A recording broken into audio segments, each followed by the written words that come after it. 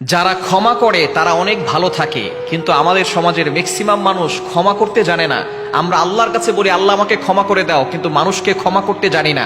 যারা অতীত নিয়ে কষ্টে পড়ে থাকে, অতীতের কথা চিন্তা করে এই জ্বালা পোড়া নিজের ভিতরে তৈরি করে রাখে, তারা কখনো ভালো থাকতে পারে না। আপনি মানুষকে ক্ষমা করে দেন, আল্লাহ তাআলা আপনার মনটাকে ভালো করে দিবেন, আল্লাহ আপনাকেও ক্ষমা করে দিবেন। মনে রাখবেন, অতীতের কষ্টগুলো বুকে জমিয়ে রাখবেন না। যারা এই অতীতের কষ্টগুলো জমিয়ে রাখে, বর্তমানে চিকিৎসা বিজ্ঞান বলছে তারাই বেশি স্ট্রোক করে, ব্রেন স্ট্রোক বলেন, হার্ট স্ট্রোক বলেন, এগুলো তারা বেশি করে, কেননা তারা অতীতের কথাগুলো নিজের ভিতরে চাপিয়ে রাখে। সুতরাং অতীতে কে কি আপনাকে বলেছে, কে আপনাকে কষ্ট দিয়েছে, সেগুলো ভুলে যান। আপনি ভবিষ্যৎ নিয়ে চিন্তা করেন, কিভাবে আপনি আল্লাহর ইবাদত করবেন, আল্লাহর জমিনে আল্লাহর রাজ কায়েম করবেন, কোরআনের রাজ কায়েম করবেন, সেটা নিয়ে আপনি চিন্তা করেন। তাহলেই আপনি শান্তিতে থাকতে পারবেন। মানুষকে ক্ষমা করে দেন। একজন সাহাবী তিনবার জান্নাতের সুসংবাদ পেয়েছেন একটি গুণের কারণে। সেই গুণটা হচ্ছে, তিনি যখনই রাতে ঘুমাতে যেতেন তখন সকলকে সাধারণ ক্ষমা করে দিতেন।